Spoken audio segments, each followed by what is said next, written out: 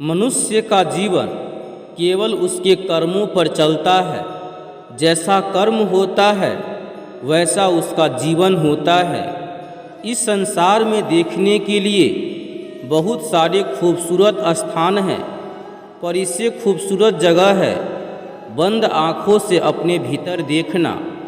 सफलता खुशी की चाबी नहीं है, खुशी सफलता की चाबी है। आप जो कर रहे हैं उससे अगर आप प्यार करते हैं तो आप जरूर सफल होंगे। बीता हुआ कल जीवन को समझने का एक अच्छा मौका है और आने वाला कल जीवन को जीने का एक दूसरा मौका है। अनुमान मन की कल्पना है और अनुभव जिंदगी का सबक है। सच्ची खुशी तभी होती है जब आपकी सोच, कथन और कर्म में समानता हो। जैसे तेल समाप्त हो जाने पर दीपक बुझ जाता है, उसी प्रकार कर्म के छीन हो जाने पर भाग्य भी नष्ट हो जाता है। जब मेहनत करने के बाद भी सपने पूरे नहीं होते तो रास्ता बदलिए, सिद्धांत नहीं, क्योंकि पेड़ भी हमेशा पत्ते बदलता है, जड़ नहीं। मौन सबसे अच्छा उत्तर है किसी ऐसे व्यक्ति के लिए जो आपके शब्दों को महत्व नहीं देता।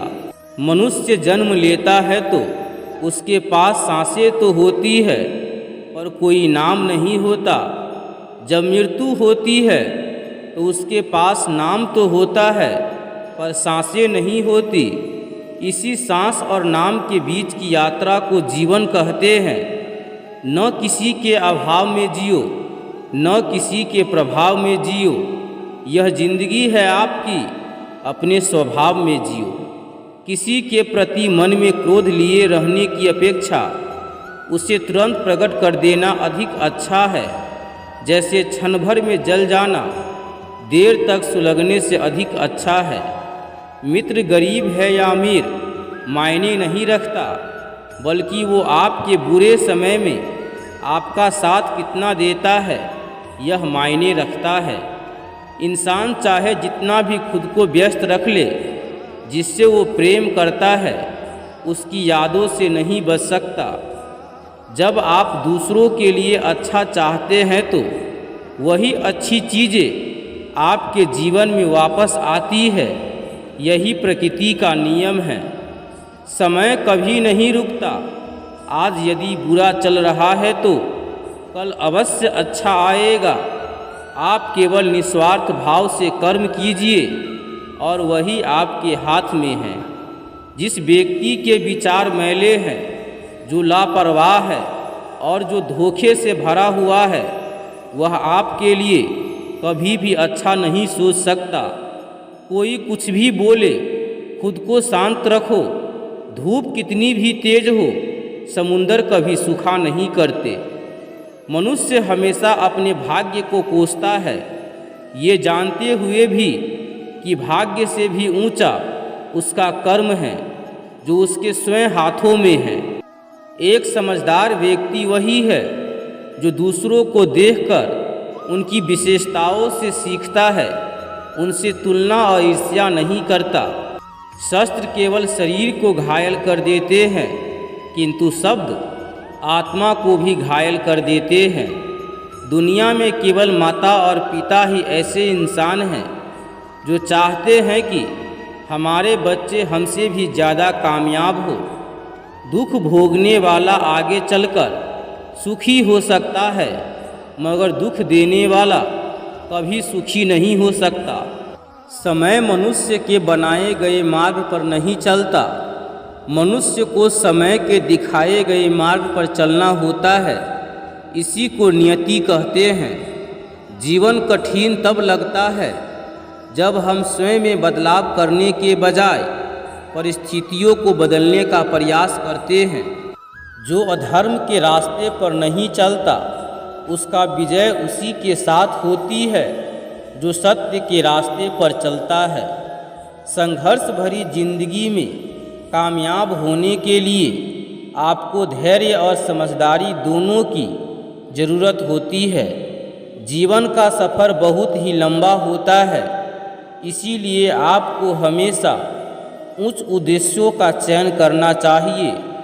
सफलता के लिए निरंतर दृढ़ संकल्प और समर्पण जरूरी होता है। यदि आप यह दोनों विशेषताओं से वंचित है तो आप कभी सफल नहीं होंगे। जीवन के मुश्किल पलों में आपको अपने लक्ष्य को याद रखना चाहिए। इससे आपको संघर्ष करने की शक्ति मिलेगी। अपने लक्ष्य के लिए संघर्ष करने के लिए आपको स्थिर होना होगा। इसीलिए आपको धैर्य और सहनशीलता से संघर्ष करना होगा। संघर्ष के समय में निराश न हो, क्योंकि निराश होने से आपकी समस्याएं बढ़ सकती है।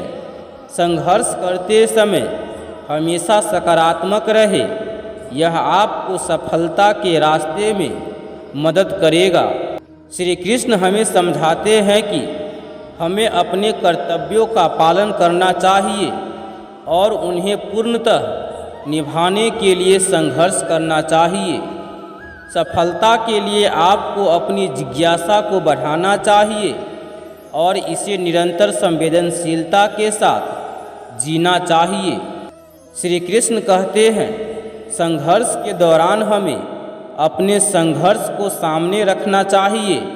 इससे हम अपनी मनोदशा को नियंत्रित कर सकते हैं। जब आप संघर्ष कर रहे होते हैं तो आपको हमेशा सफल होने के लिए उद्यमशीलता और अध्यावसायता के साथ काम करना चाहिए। जीवन में आपको संघर्ष से डर नहीं लगना चाहिए, क्योंकि संघर्ष हमें आगे बढ़ने की शक्ति देता है। श्री कृष्ण कहते हैं, जीवन में हमें अपने सपनों को पूरा करने के लिए संघर्ष करना होगा और इस संघर्ष में हमें हर दिन सीखना चाहिए, क्योंकि संघर्ष के दौरान आपको हमेशा सकारात्मक रहना होगा। श्री कृष्ण कहते हैं, अपने जीवन में सफल होने के लिए हमें धैर्य और सहनशीलता रखनी चाहिए। जीवन में संघर्ष से नहीं घबराना चाहिए। इससे हमें नई ऊंचाइयों की तरफ आगे बढ़ने में मदद मिलेगी। श्री कृष्ण कहते हैं, जीवन में दृढ़ संकल्प और उत्साह रखना बहुत महत्वपूर्ण है। श्री कृष्ण कहते हैं, सफलता के लिए आपको धैर्य और कड़ी मेहनत के साथ काम करना होगा। संघर्ष से निराश नहीं होना चाहिए। इससे हमें सीखने और सुधार करने का अवसर मिलता है। जीवन में हमेशा सकारात्मक रहना चाहिए, क्योंकि सकारात्मक सोच हमें सफलता की ओर ले जाती है। श्री कृष्ण कहते हैं, जीवन में हमें संघर्ष को स्वीकार करना चाहिए और उसके बाद उससे सीखना चाहिए। जब आप स्वयं को जानते हैं तभी आप अन्य लोगों को समझ पाते हैं। इस उदाहरण से हमें यह समझ मिलता है कि हमें स्वयं को जानना बहुत महत्वपूर्ण है, क्योंकि जब हम स्वयं को समझते हैं तो हम दूसरों को भी समझ सकते हैं। संगीत का सबसे महत्वपूर्ण उद्देश्य आत्मा को शांति देना है। इस उदाहरण से हमें यह समझ मिलता है कि संगीत न केवल हमारी मनोदशा को बेहतर बनाने में मदद करता है, बल्कि हमारी आत्मा को शांति भी देता है।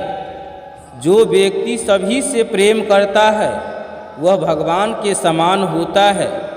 इस उदाहरण से हमें यह समझ मिलता है कि हमें सभी मनुष्यों से प्यार करना चाहिए और यही हमें भगवान के समान बनाता है।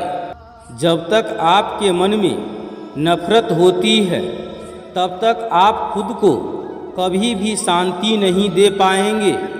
इस उदाहरण से हमें यह समझ मिलता है कि हमें नफरत को दूर करने की आवश्यकता होती है, क्योंकि नफरत हमारी आत्मा को शांति नहीं दे पाती। जीवन की सबसे बड़ी समस्या है हम खुद को समझ नहीं पाते। इस उदाहरण से हमें यह समझ मिलता है कि हमें अपने आप को समझने की आवश्यकता होती है, क्योंकि जब हम स्वयं को समझते हैं तब हम अपनी समस्याओं का समाधान भी निकाल सकते हैं। जो व्यक्ति अपनी कमजोरियों को समझता है वह वास्तव में मजबूत हो जाता है।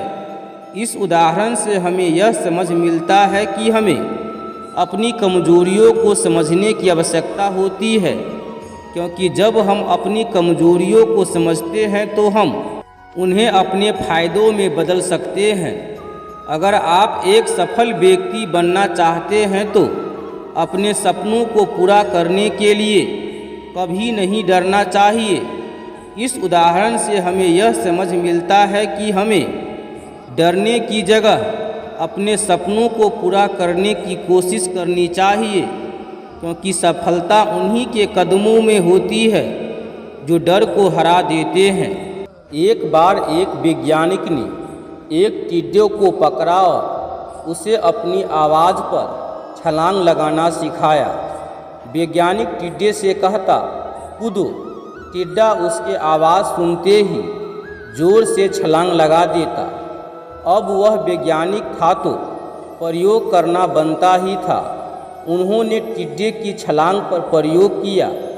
वैज्ञानिक ने उसकी एक टांग तोड़ दी और फिर बोला, कूदो। अब टिड्डे की छलांग की दूरी कम हो गई। वैज्ञानिक ने उसकी दूसरी टांग तोड़ दी और फिर बोला, कूदो। टिड्डे की छलांग और कम हो गई। फिर उसके बाद उसकी तीसरी टांग तोड़ी गई। फिर छलांग की दूरी और कम हो गई। एक एक करके बेचारे टिड्डे की सारी टांगें तोड़ दी गई। अब आखिरी टांग टूटने पर जब उससे कहा गया कूदो तो वह हिल भी नहीं पाया। अब वैज्ञानिक ने अपना निष्कर्ष अपनी डायरी में लिखा। जानते हो उसने क्या लिखा? जब टिड्डे की एक टांग तोड़ी गई तो वह थोड़ा बहरा हो गया। जब उसकी दूसरी टांग तोड़ी गई तो वो और बहरा हो गया। हर टांग टूटने के साथ वो और बहरा होता गया और सारी टांग टूटने के बाद वह बिल्कुल बहरा हो गया। अब ज़ोर ज़ोर से चिल्लाने का भी उस पर कोई असर नहीं हुआ, तो वह अपनी जगह से हिला तक नहीं। छलांग लगाना तो दूर की बात थी। दोस्तों, हम सभी जीवन में कई बार ऐसे ही मूर्ख बन जाते हैं। कई बार जीवन में दो घटनाएं एक साथ ऐसी घटती है कि उनका एक दूसरे से कोई संबंध होता ही नहीं, फिर भी ऐसा लगता है कि गहरा संबंध है। कभी कभी दिखता कुछ और है लेकिन समझ कुछ और आता है और वास्तव में होता कुछ और है। इसीलिए अगर पछताना नहीं है तो जीवन में जल्दबाजी में कोई निर्णय न ले। हमेशा समझ बूझ का इस्तेमाल करें, सावधानी बरतें, नतीजे सोच विचार कर ही लेने चाहिए। तो दोस्तों, इस वीडियो में बस इतना ही। हम उम्मीद करते हैं कि ये वीडियो आपको बहुत ही पसंद आया होगा। यदि वीडियो पसंद आया हो तो वीडियो को लाइक कीजिएगा, और यदि हमारे YouTube चैनल पे पहली बार आए हैं तो चैनल को सब्सक्राइब करके घंटी के आइकन को ज़रूर दबा लीजिएगा। तो दोस्तों, इस वीडियो में बस इतना ही। मिलते हैं एक नई वीडियो में। तब तक के लिए आप अपना ख्याल रखिएगा। धन्यवाद। भगवान श्री कृष्ण आपकी हर मनोकामना को पूरी करें।